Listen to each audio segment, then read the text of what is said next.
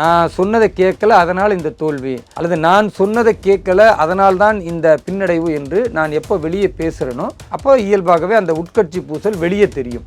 வெளியே தெரியாம ஒரு கட்சிக்குள்ளார பல்வேறு கருத்து வேறுபாடுகள் பல மனநிலை இருந்தாலும், ஆனால் ஒரு பொது வாழ்க்கையில் உள்ளவரை குறிப்பிட்டு அந்த பெண்களோடு தொடர்பு அப்படின்னு பேசுவது எந்த விதத்தில் இது நியாயம்? நான் என்ன கேட்குறேன்னா, ஒவ்வொருவருடைய பெட்ரூம்குள்ளேயும் போய் நீங்கள் விளக்கு பிடிக்க ஆரம்பிச்சிங்கன்னா நிறைய பேருடைய வாழ்வு சேதாரமாயிரும். பொதுவாக தமிழக மக்களாக இருக்கட்டும், இயல்பான அரசியல் தலைவர்கள் எப்படி இருக்கணும்னு மக்கள் நினைக்கிறாங்கன்னா, இந்த யூகத்திற்கு ஏன் நீங்கள் விளக்கு பிடிக்கிறீங்க? இது ரொம்ப அசிங்கமாக இருக்குது. இது நான் திருச்சி சூர்யா என்ற ஒரு தனிநபரை நான் சொல்லவே இல்லை. பொதுவாக அரசியலில் தைரியம் மிக்கவர்களாக இருந்தால் அரசியல் ரீதியான எதிர்கருத்துக்களை நீங்கள் சொல்லுங்கள், நான் அதை வரவேற்கிறேன். இவர் யார் கூட, அவர் யார் வச்சுக்கிட்டு இருக்கிறாரு, இவருக்கு அவருக்கு என்ன தொடர்பு இருக்குது, இவர் எத்தனை பேரை பிடிச்சாரு, இவர் எத்தனை பேரை கட்டி பிடிச்சாரு, இது தேவையாங்க? இப்படி பேசுகிறவங்க யாராக இருப்பாங்க? நீங்கள் நான் கேட்க, இப்படி பேசக்கூடியவர்கள் யாராக இருப்பாங்கன்னா, இது வெறும் ஜாபர் சாதிக் என்பவர் மட்டுமே குற்றவாளி கிடையாது. யாரெல்லாம் அதில் தொடர்பு, எத்தனை கட்சிகள் தொடர்பு, தக்க ஆதாரங்களோடு கூடியவர்களை, சம்பந்தப்பட்டவர்களை மத்திய அரசின் கீழ் இருக்கிற புலனாய்வுத்துறை, இடி, சம்பந்தப்பட்ட அந்த போதைப் பொருள் தடுப்பு முகமை, எல்லாரும். நம்முடைய சென்னை மாநகரத்தினுடைய மேயர் பிரியா அவர்கள் ஊடகத்திற்கு பதில் சொல்றார். மழை வெள்ளம் வராமல் தடுப்பதற்கு நீங்கள் ஏற்பாடு செய்திருக்கிறீர்களான்னு ஊடகத்தில் கேள்வி கேட்கப்படுது. அதுக்கு அவங்க என்ன பதில் சொல்கிறாங்கன்னா, நாங்கள் அப்படிலாம் உத்தரவாதம் தர முடியாது, மழை வெள்ளம் வந்த பிறகு அது வந்த தண்ணீரை விரைவில் நாங்கள் எடுப்போம், மீட்போம் அப்படின்னு சொல்கிறாங்க.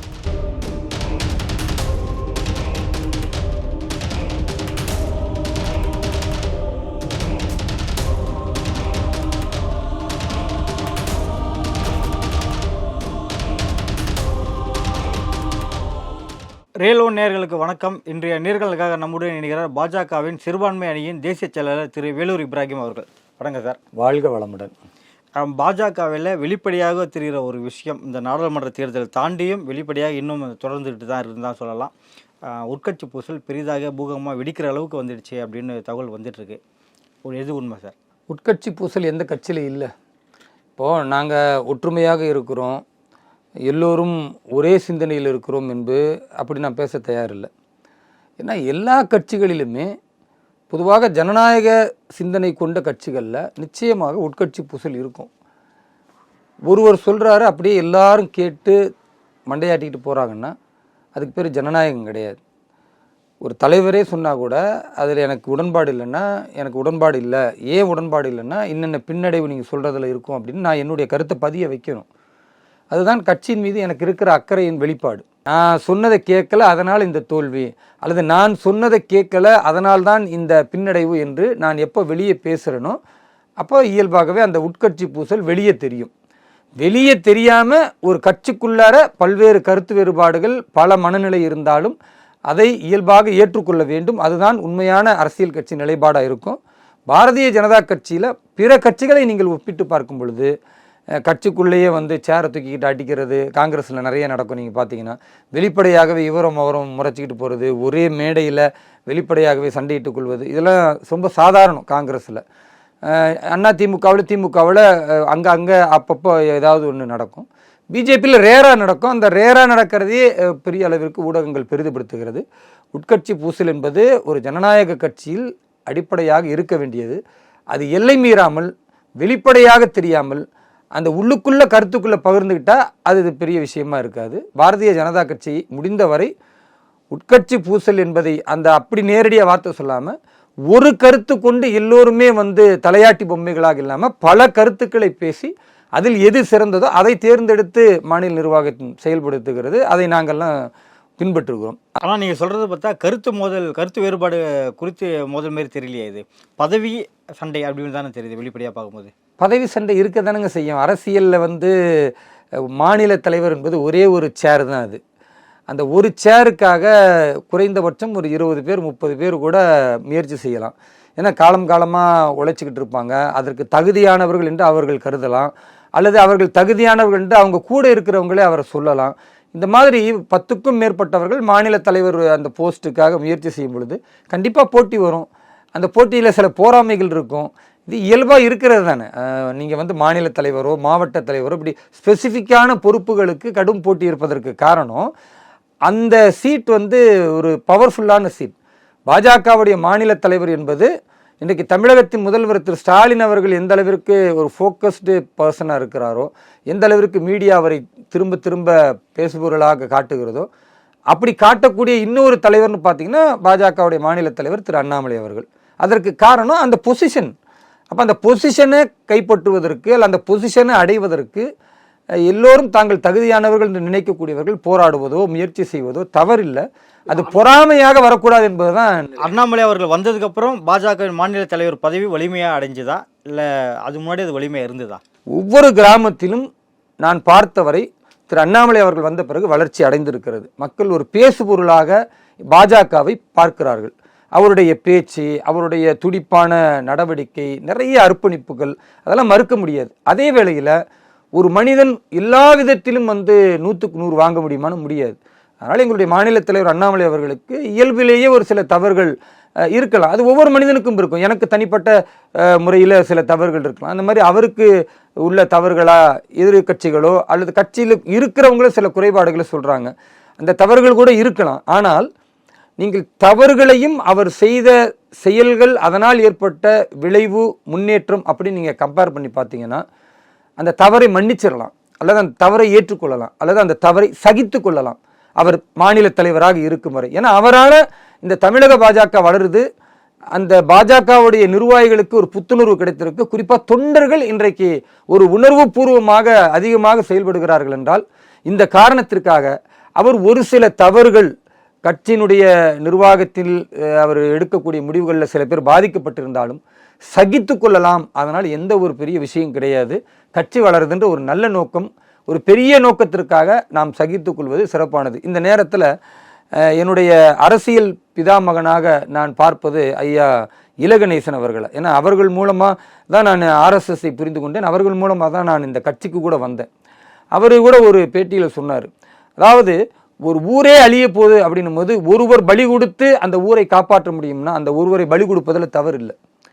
அது பலி கொடுப்பது என்பது அது ஒரு உயிர் பிரிவதனால ஒரு ஊர் காப்பாற்றப்படுதுன்னா நம்ம அப்படி தான் பார்க்கணும், பிராடாக பார்க்கணும். அந்த மாதிரி மாநில தலைவர் திரு அண்ணாமலை அவர்களுடைய முடிவுகளால் ஒருவர் உண்மையாகவே நேர்மையாக இருந்து பாதிக்கப்பட்டிருந்தாலும் அல்லது அவருடைய உழைப்பை சிறுமைப்படுத்தப்பட்டிருந்தாலும் கட்சியினுடைய வளர்ச்சி என்று பார்க்கும் பொழுது அவரை தனிப்பட்ட முறையில் மூத்த நிர்வாகிகள் அரவணைத்து அவரை கட்சியினுடைய எதிர் மனநிலைக்கு போக விடாமல் பார்த்து கொள்ளணும்.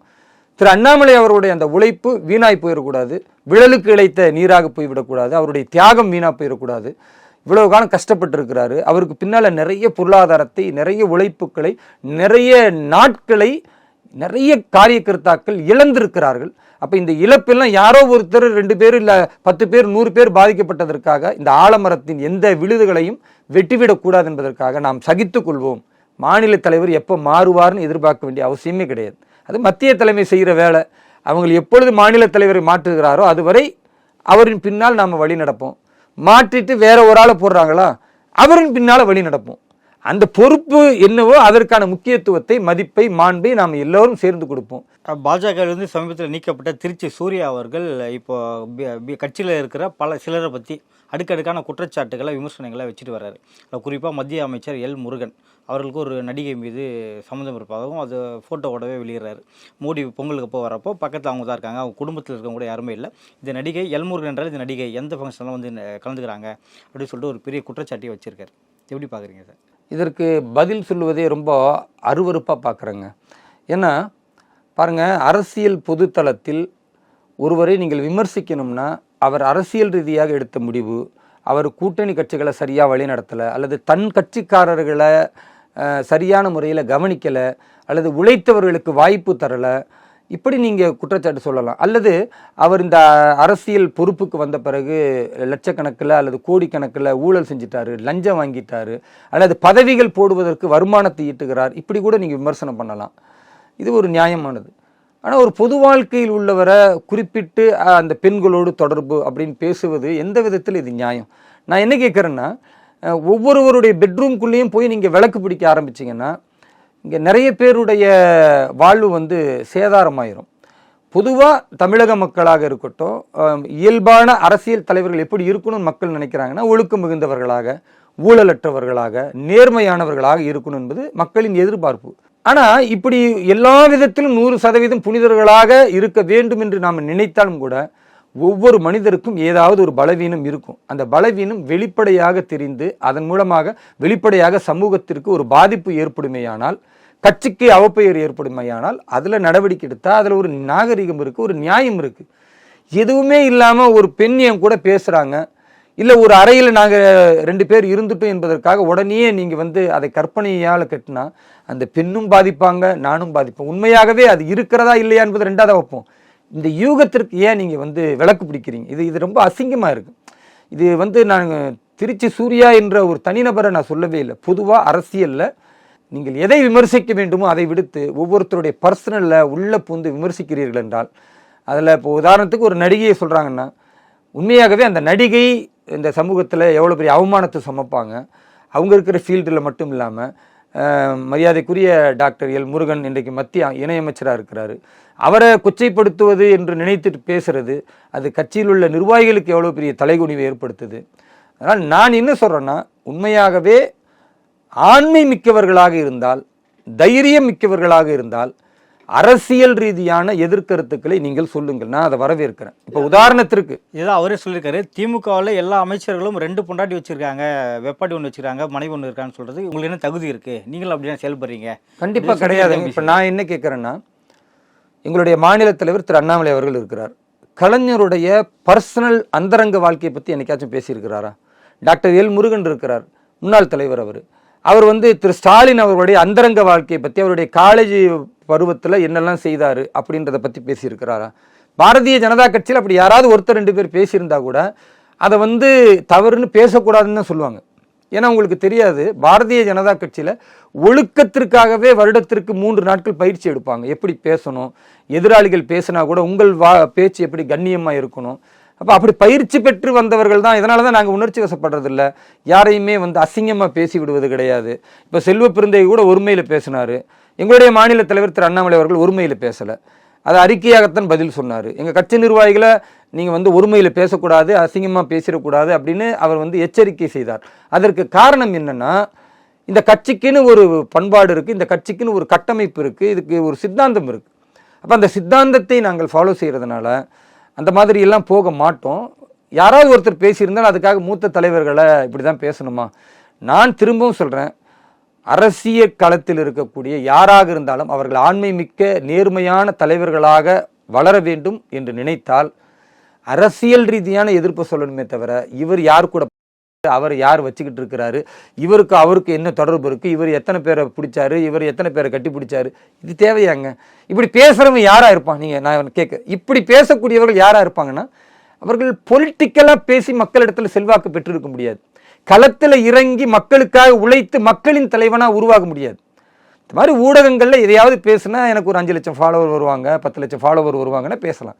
ஆனால் அது நிலையானது கிடையாதுல்ல, அது ஒரு கண்ணியமானது கிடையாதுல்ல. இப்போ நான் பேசுகிறேன், நான் ஒரு வார்த்தையை சொன்னால் இந்த பேச்சு ஒரு 10 லட்சம் பேரை சென்றடையும் அப்படின்றதுக்காக நான் பரபரப்புக்கு பேசிட்டேன்னு வைங்க, அது நல்லா இருக்குன்னு நீங்கள் நினைக்கிறீங்களா? அது ஒரு அரசியல் தலைவருக்கான ஒரு சரியான அளவுகோலான நிச்சயமாக கிடையாது. அதனால் திருச்சி சிவா அவர்களுடைய மகன் சகோதரர் சூர்யா இன்னைக்கு பேசிக்கிட்டு இருக்கிறார்.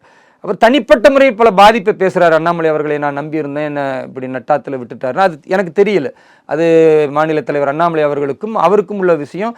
அதில் அவர் என்ன வேணால் பேசட்டும். இல்லை அண்ணாமலை அவர்கள் மீது நிறைய ஊழல் குற்றச்சாட்டுகள் சொல்கிறார், 10,000 கோடி 20,000 கோடி அவங்க இவ்வளோ வச்சுருக்கிறாங்க, இவர் வைஃப் அவ்வளோ சம்பாதிச்சாங்க, அதெல்லாம் பேசிட்டு போட்டோம்.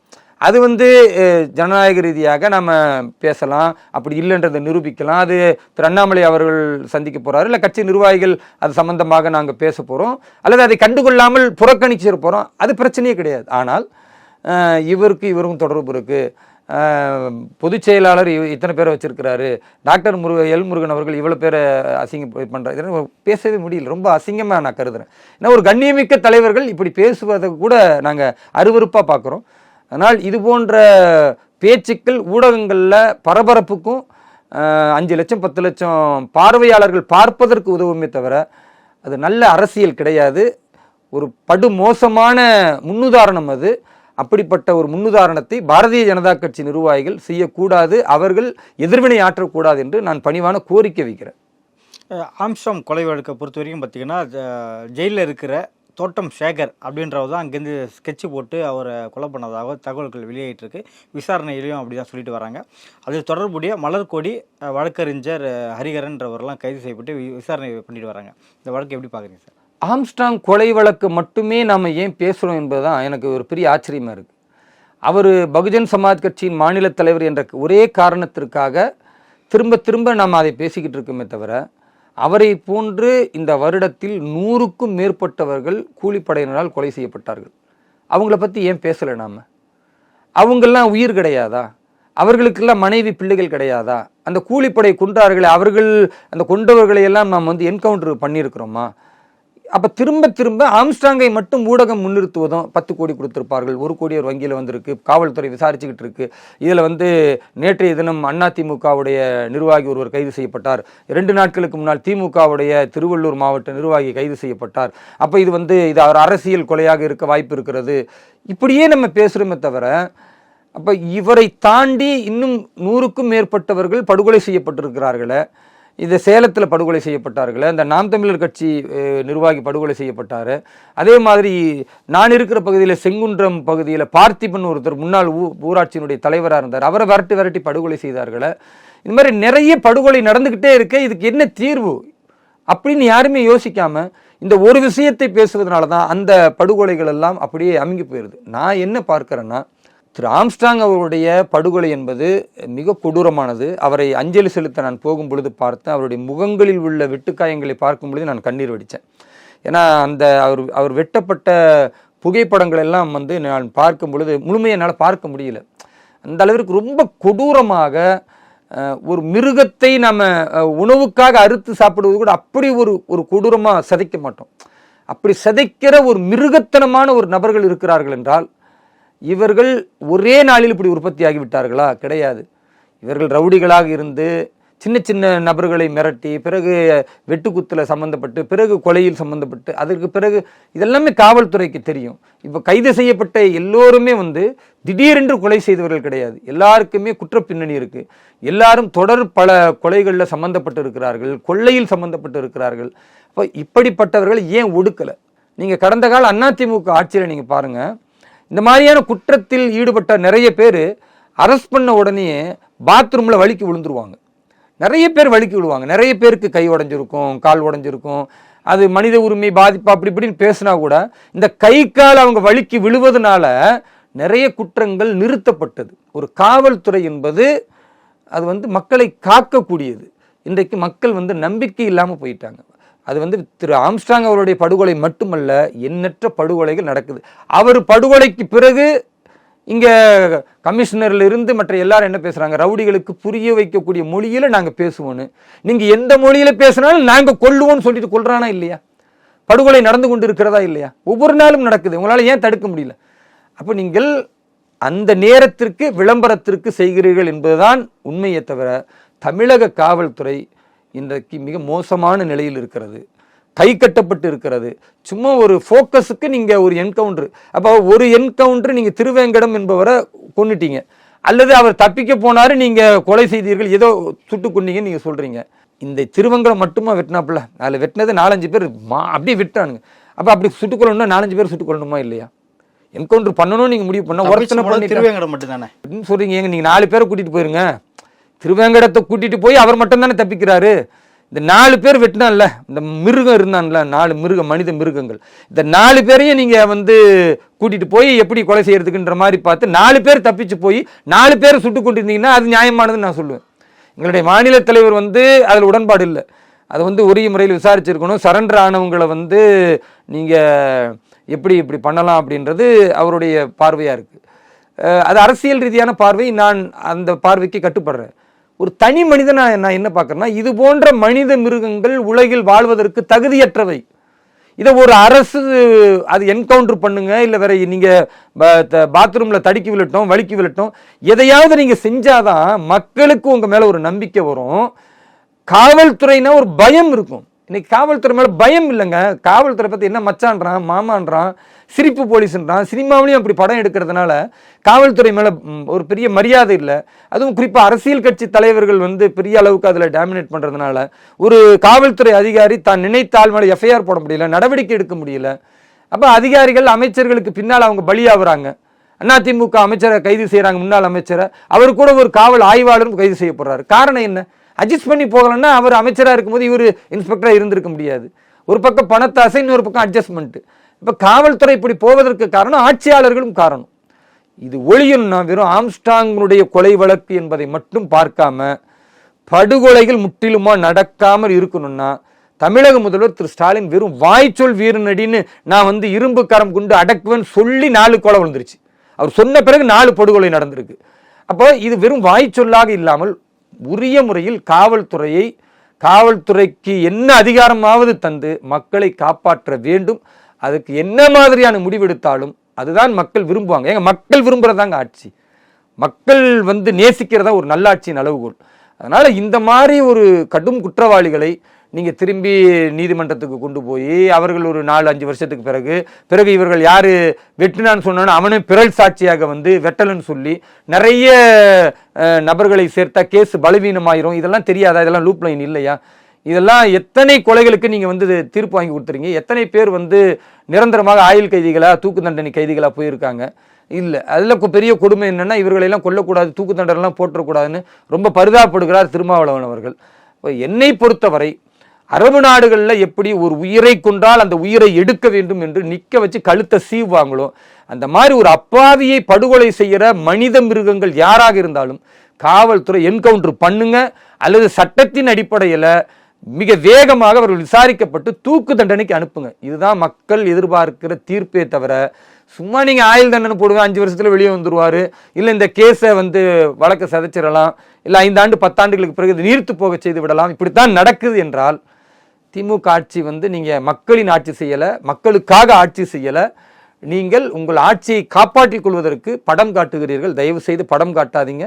மக்கள் மிகப்பெரிய வேதனையில் இருக்கிறார்கள். இந்த 3 ஆண்டு கால சட்டம் ஒழுங்கு என்பது சீர்கெட்டு போயிருக்கிறது. அதை மாற்றுவதற்கு தமிழக முதல்வர் உண்மையாகவே இரும்பு கரம் கொண்டு அடக்க வேண்டும் என்பதுதான் மக்களில் ஒருவனாக என்னுடைய கோரிக்கை. ஜாபர் சாதிக் வழக்கு, அவர் தொடர்புடைய ஜோசப் என்பவர் வீட்டில் ரெய்டு பண்ணாங்க. இப்போ அவர் கைது பண்ணி அவர் என்கொயரிக்கு கொண்டு போயிருக்காங்க. இது எப்படி பார்க்குறீங்க சார்? ஜாபர் சாதிக்குடைய வழக்கு வந்து வெறும் இப்போ நான் சொன்ன மாதிரி தான். அவரை மட்டுமே சுற்றி இருக்கிறது இல்லை. அவருக்கு பின்னால் யார் இருக்கிறா? அவருக்கு பின்னால் திரைப்பட நடிகர்கள் இருக்கிறாங்க. அவருக்கு பின்னால் திமுகவுடைய கட்சியினர் இருக்கிறார்கள். அவருக்கு பின்னால் இந்த தொழிலில் ஈடுபட்டு அதன் மூலமாக பல்வேறு தொழில் நிறுவனங்களை தொடங்கியவர்கள் இருக்கிறாங்க. அவங்களெல்லாம் ஒரு பக்கம் மத்திய புலனாய்வு முகமையும் அதே மாதிரி ஈடியும் இவர்கள்லாம் ஒரு பக்கம் விசாரித்து கொண்டிருந்தாலும் கூட தமிழக அரசு இது சம்பந்தமாக என்ன நடவடிக்கை எடுத்திருக்கு? தமிழகத்தினுடைய இன்டெலிஜென்ஸ் வந்து இந்த சாதிக்கு பின்னால் யாரெல்லாம் இருந்தாங்க? இந்த திமுக நிர்வாகி இருந்தார், இந்த திரைப்படத்துறையிலிருந்து இவர் இருந்தார், இந்த தொழில் நிறுவனத்தை ஆரம்பித்தது இந்த பணத்திலிருந்து ஆரம்பித்தாங்கன்னு ஏதாவது ஒரு புள்ளி விவரம், ஒரு நடவடிக்கை இருக்கா? கிடையாது. ஏன்னா அவர்களை சார்ந்து இருந்தால் அதை காப்பாற்ற வேண்டும் அப்படின்னு நினைக்கிறாங்க. இதுதான் கொடுமை. அதாவது இந்த போதைப் பொருளால் இன்றைக்கு எவ்வளோ பெரிய பாதிப்பு என்பதை நிதர்சனமாக நம்ம பார்க்குறோம். கிராமங்கள் வரைக்கும் போயிருச்சு. ரொம்ப வேதனையாக இருக்குங்க. இன்றைக்கி கஞ்சா புழக்கத்தை அதிகமாக இருக்குன்னு நான் வந்து ஒரு காவல்துறை அதிகாரிகிட்ட பேசும்போது அதை தடுக்க முடியாது சார், அது என்ன பண்ணுறது, அதாவது நிறைய யூசர்ஸ் அதிகமாயிட்டாங்க, யார் கொண்டு வரானோ அவங்க ஒருத்தனை பிடிச்சா இன்னொருத்தர் இருக்காங்க அப்படின்னு காவல்துறையிலே ஒருத்தர் சொல்கிறாருன்னும் போது நான் அவரை வந்து குற்றம் சொல்லலை, அவர் நிதர்சனத்தை சொல்கிறார். அப்போ அந்த அளவுக்கு பெருத்து போயிருக்கிறது என்றால் இதை நீங்கள் எப்படி இரும்பு கரம் கொண்டு அடக்குவீர்கள்? உங்கள் கட்சியில் உள்ளவர் சிந்தட்டிக் ட்ரக் கடத்துறாரு, மிகப்பெரிய போதைப் பொருள் மாஃபியாவாக இருக்கிறாருன்னா தெரிந்த பிறகுத்தானே நீங்கள் வந்து அவரை வந்து நீக்கினீங்க. அதற்கு முன்னால் வரைக்கும் அந்த பொருளாதாரம் கட்சிக்கு பயன்பட்டது, அந்த பொருளாதாரம் கட்சியை சார்ந்தவர்களுக்கு பயன்பட்டது என்றால் போதைப் பொருள் என்பது ஆபத்தானது. அந்த போதைப் பொருளுடைய இன்னொரு வடிவம் தான் டாஸ்மாக் என்கிற சாராயம், அதுவும் ஆபத்தானது. அதனால் நல்ல சாராயம் கெட்ட சாராயம் 2 இல்லைங்க. சாராயம்னாவே சாராயம் தான். அது மனித குலத்திற்கு எதிரானது, மனிதனை அழிக்கக்கூடியது. மனிதன் என்ற தன்மையை மீறி அவன் அந்த போதை வசப்படும் பொழுது பெத்த மகளை கற்பழிக்கிறான், தாயை கொல்றான், அதே மாதிரி பிறந்த பிள்ளையை கொல்றான், கெட்ட போதையில் கொண்டுட்டான். வண்டியை கொண்டுட்டு போகிறான். நேர்மையாக ஒருத்தன் நல்லவன் தான் பொண்டாட்டி பிள்ளையோட வண்டி ஓட்டிட்டு வந்தால் கூட இவன் போதையை போட்டு போய் டம்முன்னு அடிக்கிறான், குடும்பத்தோட செத்து போயிடுறான். அப்போ இந்த போதை எவ்வளோ பெரிய ஆபத்தானது. அதனால் சாதிக் என்று சொல்லக்கூடிய ஒரு நபர், ஒரு ட்ரக் மாஃபியா, அவர் போலீஸ் விசாரிக்குது என்பதை தாண்டி ஒரு அரசே ஒரு மாஃபியாவை, ஒரு ட்ரக் இஷ்யூவை, ஒரு போதைப் பொருளை, ஒரு சாராயத்தை விற்று அதன் மூலம் கண்ணுக்கு தெரியாமல் ஒவ்வொரு நாளும் கொத்து கொத்தாக அது ஒரு படுகொலை நடந்து கொண்டு இருக்கிறது என்றால் இதுக்கு தீர்வு என்ன என்பதை யோசிக்கணும். நாங்கள் ஒரு தீர்வு சொல்கிறோம். பாரதிய ஜனதா கட்சி சொல்கிறது, நாங்கள் ஆட்சிக்கு வந்தால் டாஸ்மாக் என்கிற இந்த மதுவை, இந்த சாராயத்தை படிப்படியாக நிச்சயமாக சத்தியமாக நிறுத்துவோம். இதில் எங்களுடைய உடன்பாடு 100% இருக்கு. அதே நேரத்தில் மக்களுக்கு அது மாற்று தேவைன்னு எல்லாமே ஒன்று இருக்குமா இல்லையா? அதற்காகத்தான் கல்லை இறக்குமதி செய்து அதை நீ குடிச்சிட்டு போ. குடிக்கணும்னு முடிவு பண்ணுறன்னா நீ கல்லை குடிச்சேன்னா 3 பாட்டில் குடித்தாலும் சரி, ஒரு கட்டத்துக்கு மேலே உன்னால் குடிக்க முடியாது. அது பெரிய அளவுக்கு ஒரு போதை, அது தன்னை மறந்து அல்லது போலீஸ்காரனை எதிர்த்துக்கிட்டு நீ நின்று சண்டை போடுறது அப்படிலாம் நடக்காது. அப்படி கல் குடிச்சு யாரும் சண்டை போட்ட மாதிரி கிடையாது. அப்போ அந்த மாதிரி ஒரு இயற்கையான ஒரு பானத்தை அருந்தினால் உடலுக்கும் பெரிய கேடு இருக்காது. ஒரு மாற்றாக நாங்கள் அதை கொடுக்குறோம். அதை இந்த மக்கள் ஏற்றுக்கொள்ளாமல் மீண்டும் மீண்டும் விக்கிரவாண்டி மாதிரி வாக்களித்து கொண்டே இருந்தால் ஒரு பக்கம் படுகொலை நடக்கும், ஒரு பக்கம் போதையினால் சீரழியும், ஒரு பக்கம் தமிழகம் மிகப்பெரிய மந்த நிலைக்கு, மக்கள் வாழ்வதற்கு தகுதியற்ற நிலைக்கு போகும். அது கூடாது என்றால் மக்கள் ஒரு பக்கம் உணர்வு பெற வேண்டும். மாநிலத்தின் அரசு மிகச்சிறந்த முடிவுகளை எடுக்கணும். டெல்லியில் நடந்திருந்த ஜாபர் சாதிக் வழக்கு இப்போ அண்மையில் தமிழகத்துக்கு மாற்றப்பட்டு தான் விசாரணை நடந்துகிட்ருக்கு. ஸோ இது விசாரணை எப்படி நடக்கும் சார்? அதோட போக்கு எப்படி இருக்கும்? உண்மையாக அது இருக்குமா இல்லை எப்படி? மத்திய அரசு எந்த பாகுபாடும் காட்டாமல் சம்பந்தப்பட்ட குற்றவாளி யார், அவருக்கு பின்னால் யாரெல்லாம் இருக்கிறார்கள் என்ற அந்த ஆதாரங்களை திரட்டி கொண்டிருக்கிறது. திரட்டிய ஆதாரத்தின் அடிப்படையில் விசாரணை நடக்கும். அதில் எந்த மாற்று கருத்தும் கிடையாது. அதே வேளையில் இது வெறும் ஜாபர் சாதிக் என்பவர் மட்டுமே குற்றவாளி கிடையாது. எப்படி இங்கே வந்து திரு ஆம்ஸ்ட்ராங் படுகொலையில் அவர் படுகொலை செய்யப்பட்டார், அவருக்கு பின்னால் இவர் இருக்கிறார், அவர் 10 கோடி பரிமாறப்பட்டதா, எத்தனை பேர் வெட்டினார்கள், இவர் என்கவுண்டர் சரியா தப்பா, ஒரு ஆம்ஸ்ட்ராங்காக கொல்லப்பட்டார், அதை வர 100 உயிர் போயிருக்கு, 100 உயிரை பற்றி பேசலை. அப்போ ஒரு பெரிய தலைவர் இறந்துட்டா மட்டும் பேசிக்கிட்டு இருக்கிறீங்கல்ல. அந்த மாதிரி சாதிக்கின்ற ஒருத்தர் ஒரு ட்ரக் மாஃபியா செய்து விட்டார்னா பார்த்தீங்களா, சாதிக் ட்ரக் மாஃபியா செய்தார். அட சாதிக் செஞ்சார், சாதிக்கு பின்னால் எவ்வளோ பேர் இருந்தாங்க. ஒரே ஆளை தயாரித்து, ஒரே ஆளை விற்பனை செய்து, ஒரே ஆளை இத்தனை நாட்டுக்கு லிங்க் கொடுத்து இவ்வளோ பெரிய சாம்ராஜ்யத்தை உருவாக்கினாரா? கிடையாது. அவர் ஒரு கருவாக இருக்கலாம், அல்லது கருவாக இருந்த ஒருவர் அவரை பயன்படுத்தி இருக்கலாம். அது யார், அவர் பின்னணி என்ன, அதனால் இந்த தேசத்துக்கு எவ்வளோ இழப்பு, யாரெல்லாம் அதில் தொடர்பு, எத்தனை கட்சிகள் தொடர்பு, இதெல்லாம் நிச்சயமாக விசாரிப்பாங்க. தக்க ஆதாரங்களோடு கூடியவர்களை, சம்பந்தப்பட்டவர்களை மத்திய அரசின் கீழ் இருக்கிற புலனாய்வுத்துறை, இடி, சம்பந்தப்பட்ட அந்த போதைப் பொருள் தடுப்பு முகமை எல்லாரும் சரியான ஆதாரங்களோடு கைது செய்வார்கள். திமுக அரசு பதவியேற்று இந்த 3.5 ஆட்சி காலத்தில் திமுக அரசின் உள்கட்டமைப்பு எப்படி பார்க்குறீங்க சார்? திமுக ஆட்சியினுடைய உள்கட்டமைப்பு என்பது எப்படி இருக்குன்னா, இன்றைக்கு நாம் பேசக்கூடிய இன்றைக்கு நம்முடைய சென்னை மாநகரத்தினுடைய மேயர் பிரியா அவர்கள் ஊடகத்திற்கு பதில் சொல்கிறார். கேள்வி கேட்குறாங்க, மழை வெள்ளம் கடுமையாக வருவது மாதிரி தெரியுது, கடந்த வருடம் வெள்ளத்தால் பாதிக்கப்பட்டு நிறைய மக்கள் இறந்து போயிட்டாங்க, நிறைய மக்கள் வீடு இல்லாமல் தவித்தார்கள், நிறைய பேர் தங்களுடைய சொத்துக்களை, வீட்டுக்குள்ளே தண்ணி வந்ததுமே டிவி, ஃப்ரிட்ஜ் போன்ற உபகரணங்கள் நாசமாக போயிடுச்சு. இந்த வருஷம் அந்த மாதிரி வராமல் நீங்கள் தடுப்பீங்களா? மழை வெள்ளம் வராமல் தடுப்பதற்கு நீங்கள் ஏற்பாடு செய்திருக்கிறீர்களான்னு ஊடகத்தில் கேள்வி கேட்கப்படுது. அதுக்கு அவங்க என்ன பதில் சொல்கிறாங்கன்னா, நாங்கள் அப்படிலாம் உத்தரவாதம் தர முடியாது, மழை வெள்ளம் வந்த பிறகு அது வந்த தண்ணீரை விரைவில் நாங்கள் எடுப்போம், மீட்போம் அப்படின்னு சொல்கிறாங்க. அப்போ இன்றைய தேதி வரை உங்களால் சென்னை மாநகரத்தை ஒரு சிறந்த நீர்வழிப்போக்காக எங்குமே வந்து தண்ணீர் நிற்காமல் சரியான முறையில் அந்த தண்ணீர் போவதற்கான பாதையை அமைத்து கால்வாயை தூர்வாரி சரி செய்திருக்கிறீர்கள்னு சொல்ல முடியல. போன வருஷம் இதை சொன்னாங்க.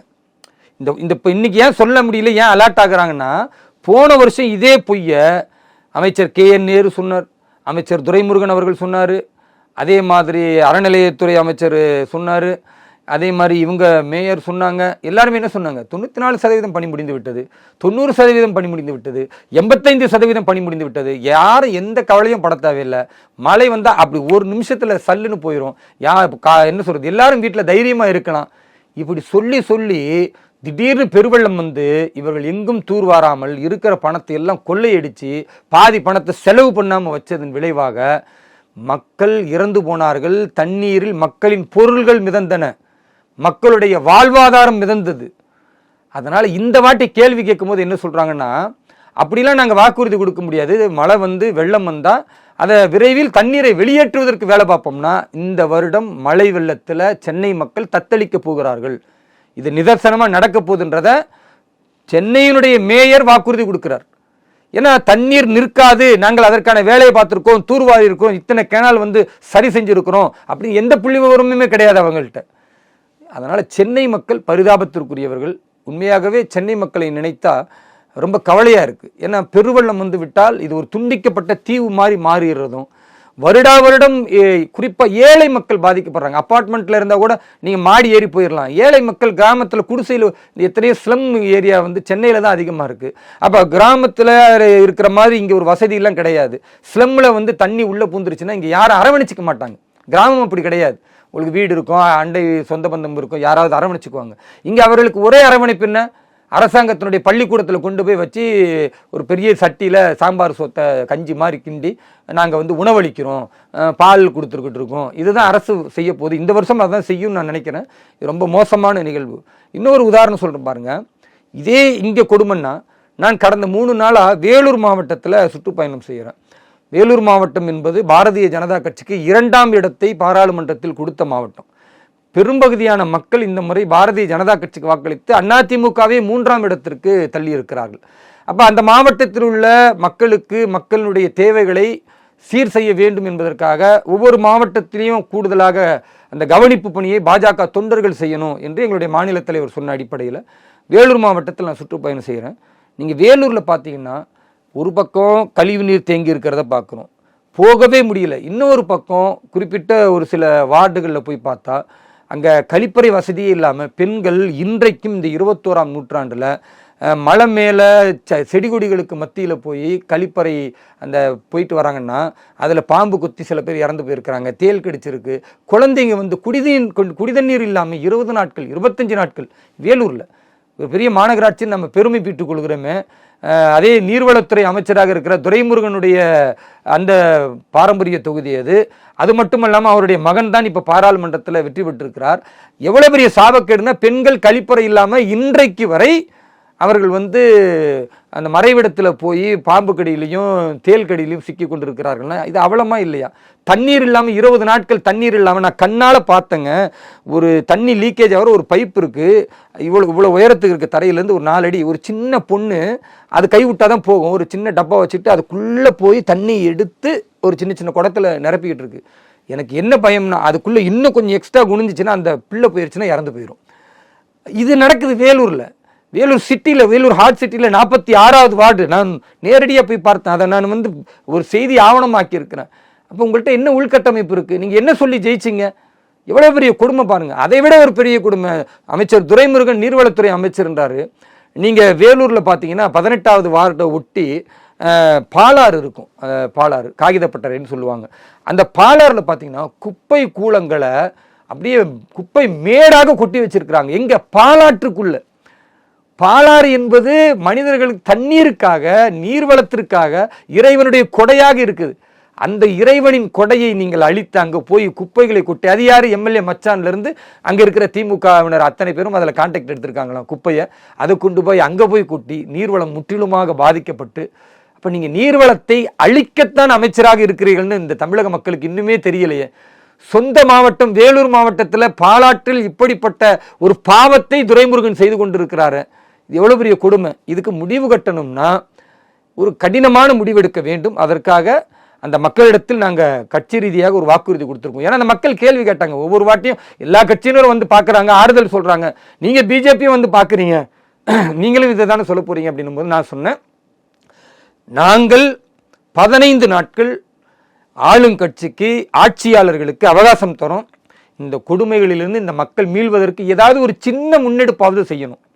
எதையுமே செய்யலை அப்படின்னு நீங்கள் முடிவெடுத்தால், மனிதர்களை மனிதர்களாக கருதாமல் அவர்களை மிருகங்களாக வாக்கு செலுத்தும் பொழுது மட்டும் அவர்கள் வாக்கு எந்திரங்களை போன்று நீங்கள் பயன்படுத்த நினைத்தால், திமுக ஆட்சிக்கு எதிராக ஆகஸ்ட் 6ஆம் தேதி அந்த மக்கள் எங்கு பாதிக்கப்பட்டு கொண்டிருக்கிறார்களோ அந்த குப்பை கூலங்களுக்கு நடுவில் அந்த கழிவு நீர் வடிந்து கொண்டிருக்கிற அந்த இடத்தில் தண்ணீர் இல்லாமல் தவித்து கொண்டிருக்கிற அந்த மக்களோடு இணைந்து சாகும் வரை உண்ணாவிரதத்தை நான் மேற்கொள்வேன் என்று அந்த மக்களிடத்தில் வாக்குறுதி கொடுத்திருக்கிறேன்.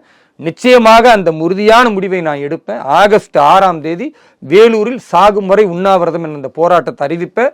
இந்த கழிவுநீர் தூர்வாரப்பட்டு அந்த மக்கள், ஏழை பெண்கள் இன்னைக்கும் அந்த மறைவுக்கு போய் பாம்பு கடி வாங்கிறத மாறி அந்த இடத்துல ஏதாவது கழிப்பறை கட்டுவதற்கு இந்த அரசு முடிவெடுக்காவிட்டால் என் உயிரை விட என் மக்களின் வாழ்வு முக்கியம் என்பதற்காக நான் என்ன இந்த அதிகார துஷ்பிரயோகம், தொடர் கைது அல்லது என்னை என்ன ரிமாண்ட் பண்ணி என்ன கொடுமைப்படுத்தினாலும் நான் பின்வாங்க மாட்டேன். வேலூர் மக்களோடு என் உயிரை பணயம் வைத்தாவது அந்த மக்களின் வாழ்வு சிறக்கும் என்றால் அதற்காக நான் தியாகம் செய்ய தயாராக இருக்கேன். என்றால் நான் ஒரு சுயம் சேவகன், நான் ஒரு ஆர்எஸ்எஸ்னுடைய வளர்ப்பு. எனக்கு ஆர்எஸ்எஸ் சொல்லிக் கொடுத்ததெல்லாம் முன்னால் முடிந்ததை இந்த தேசத்திற்காக நீ செய்ய வேண்டும் என்று, அதை நான் செய்வது என்பது என்னுடைய கடமை. அதை நான் செய்தே காட்டுவேன். உள்கட்டமைப்பில் தமிழக அரசு, திமுக அரசு மிக மோசமாக இருக்கிறது. இவர்கள் மக்களை மீட்டெடுப்பதற்கு உள்கட்டமைப்பை சரி செய்ய வேண்டும். இல்லை என்றால் இப்படி ஒவ்வொரு மாவட்டத்திலும் பாரதிய ஜனதா கட்சி மிக கடுமையான போராட்டத்தை முன்னெடுக்கும். நடப்பு அரசியல் குறித்து பல்வேறு கருத்துக்களை பொறுத்தமைக்கு மிக்க நன்றி சார். நன்றி, வாழ்த்துக்கள்.